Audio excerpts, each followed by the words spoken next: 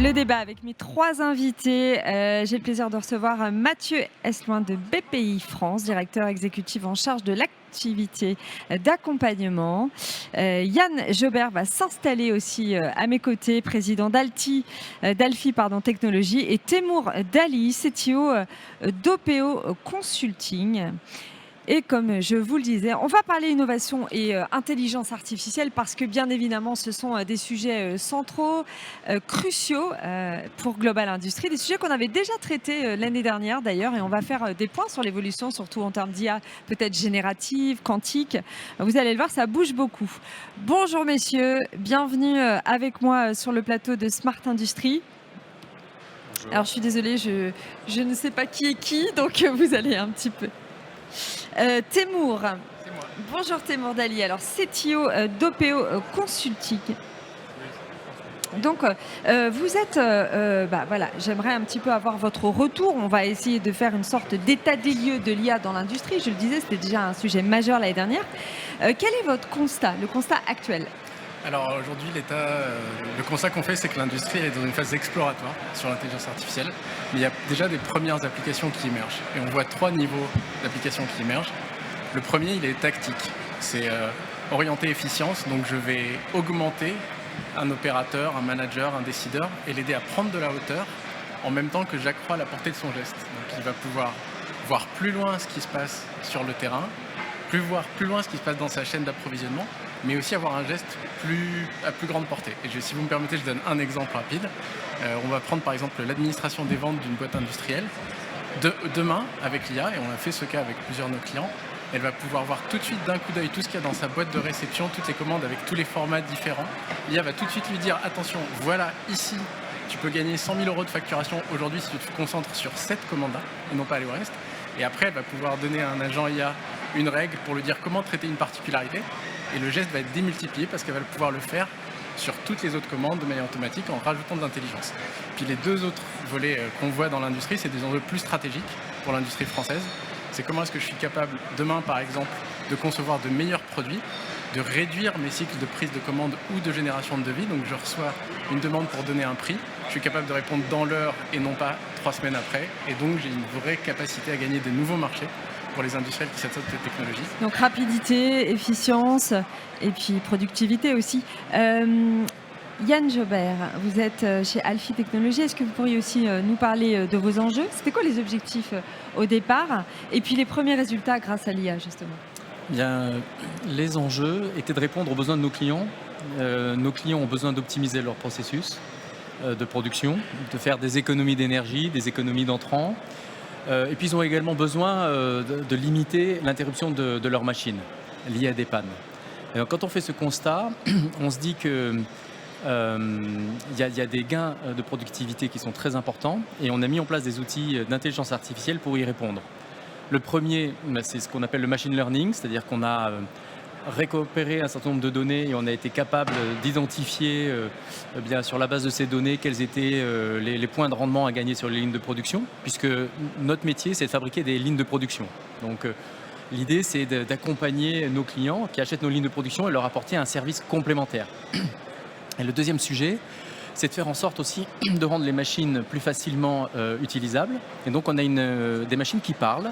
Et donc là, on va utiliser les RAG, l'intelligence artificielle générative, pour pouvoir transformer des tas de données, la base de ticketing et les notices, en données intelligibles. Et la machine va parler, va expliquer comment elle doit être réglée par l'opérateur. Donc, les gains qu'on a eus pour nous, c'est qu'on rend les machines plus facilement utilisables par nos clients. Et on démontre des gains de productivité, ce qui nous permet de justifier une fabrication de machines en France et une valeur ajoutée supplémentaire par rapport à nos concurrents qui seraient situés dans l'Asie lointaine. Merci. Mathieu Esloin, BPI France, vous le voyez, les industries utilisent évidemment l'IA, l'innovation.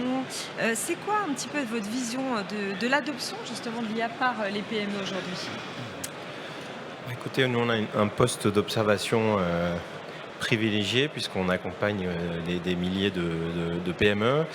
Et aujourd'hui, on a notamment observé 2 choses. Alors à travers le lab BPI France, c'est que le nombre de dirigeants et dirigeantes de PME qui ont décidé de déployer l'IA générative notamment, est passé de 10% à 30%, là en 18 mois. Donc ça, c'est un chiffre objectif qui montre qu'on a une nette progression. Maintenant, 30, c'est pas 100, donc il y a encore un énorme accompagnement à faire dans les années à venir, mais on y reviendra. Ce qu'on a constaté également, c'est qu'il y a, en 2022, on faisait à peu près 40 missions de conseil autour de la data et de l'IA. En 2024, on en a fait 700. Donc on a une accélération très forte du sujet, et peut-être le troisième KPI clé, c'est que nous avons une grosse université en ligne pour les dirigeants et les dirigeantes pour se former, pour monter en compétences. Et donc le contenu phare qui a été le plus consommé sur notre université en ligne en 2024, c'est l'intelligence artificielle, c'est les contenus d'IA. Et c'est à peu près 25% des contenus, des 600 contenus que nous avons dans l'université en ligne. Donc ce sont 3 indicateurs qui montrent qu'il y a une progression nette de l'adoption, de la volonté de monter en compétences, etc. Mais on voit bien qu'il y a un chemin encore très grand à franchir. C'est quoi les objectifs maintenant, en tout cas les projets qui intègrent de plus en plus l'IA au sein de vos 2 sociétés? Alors nous, en gros, on a les projets qui intègrent le plus l'IA, ça va être, comme le cité, autour de la transformation des métiers. GBD, gestion de la data. Gestion de la donnée, donc donner tout de suite une vision d'ensemble et servir, entre guillemets, moi j'aime bien l'image, d'interprète des données machines, et justement briser en fait aujourd'hui des silos, des grosses barrières de partage de l'information et rendre l'information omniprésente dans l'industrie, qui est un vrai enjeu et qui peut être aujourd'hui complètement adressé par ça. Alors, je vais dans la même direction sur les machines. Donc nous, on est lauréat France 2030 d'un projet autour de l'IA qui vise à numériser complètement une ligne de production, une usine, à intégrer le maximum de données pour favoriser l'économie circulaire d'un côté, avec une augmentation de plus de 30% des intrants qui viendraient de l'économie circulaire, et diminuer les consommations énergétiques de l'ordre de 20%. Et le problème, c'est quand on fait des usines très complexes, souvent on perd les opérateurs. Les opérateurs ne savent plus comment fonctionne l'usine, ils sont un peu perdus, c'est une espèce de machine informatique un peu complexe. Et l'intelligence artificielle, non seulement va nous aider à faire en sorte de faire ces économies, mais elle va surtout aider les opérateurs à rester au centre et à rendre compréhensible ce que la machine est en train de faire. Et donc c'est un enjeu fort. À une époque où on nous dit que l'intelligence artificielle peut détruire des emplois, nous on vise à démontrer dans notre industrie que, au contraire, l'intelligence artificielle va être un facilitateur pour l'adoption d'un certain nombre de technologies et faire une industrie aujourd'hui plus verte, plus frugale, et où on intègre mieux l'opérateur en son sein. Voilà. Chez BPI France, il y a forcément le sujet d'anticiper, pouvoir proposer très vite, être en amont. Vous me dites qu'il y a eu un boom de l'IA générative, boost d'émissions, accélération du sujet.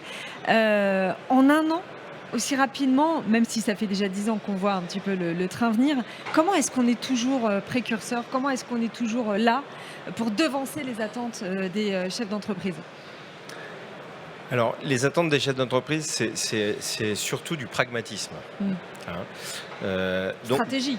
Donc, de la stratégie, et puis surtout, ce qu'on va dire, c'est d'essayer de démystifier la technologie, parce que l'IA, en même temps, elle a fait un peu peur, parce que justement, avec le bon sens paysan de l'entrepreneur, notamment de PME industrielles, c'est OK, mais ça, l'IA, ça a l'air génial, mais au fond, qu'est-ce que je vais en faire? Donc, quel est le cas d'usage derrière? Et donc, c'est ce qu'on évoquait tout à l'heure avec la table ronde. Et donc, eux, ils vont vouloir qu'on les accompagne notamment sur comment je traduis aujourd'hui mes cas d'usage, je les priorise autour de l'intelligence artificielle. C'est-à-dire que moi, on me dépose, on me parle de cette technologie, mais finalement, dans mon 360 d'entreprise, où est-ce que je peux déployer? Quels sont les cas d'usage prioritaires? Et c'est un peu là-dessus que notre accompagnement se concentre dans un premier temps, c'est de les aider à prioriser les endroits où avoir un effet de levier avec l'intelligence artificielle. Et après, on va effectivement leur donner les moyens de pouvoir financer, investir dans des solutions telles qu'on a évoquées avant autour de l'IA. C'est une rapide audit, en fait, si je vous entends bien. Enfin, un audit, rapide, structurel, conjoncturel, des secteurs et ensuite des orientations. Des cas d'usage dans l'entreprise, hein, des départements de l'entreprise, comment ils peuvent l'utiliser. Et on a vu d'ailleurs, pour vous délivrer une information, les premiers cas d'usage dans lesquels ils sont les plus confortables, c'est des cas d'usage qui sont en marge de leur industrie, c'est-à-dire qui sont plutôt sur la fonction commerce, marketing, la fonction facturation. Donc là, on va traiter les factures automatiquement, on va les analyser, on va récupérer la donnée automatiquement, on va les injecter. Ça fonctionne assez bien. Et donc maintenant, on veut les encourager à aller effectivement vers plus d'ambition et avoir une transformation un peu plus profonde de l'outil industriel. C'est ce que mes camarades évoquaient de table ronde. Et donc là, on va aller effectivement vers comment augmenter la prédiction de défauts des machines sur la maintenance, comment gérer, superviser la qualité, comment intégrer et exploiter toutes les données qui vont sortir des capteurs du process industriel en fait. Merci à tous les trois d'avoir été avec moi aujourd'hui dans Smart Industry et parler de ce vaste sujet de l'IA. Merci.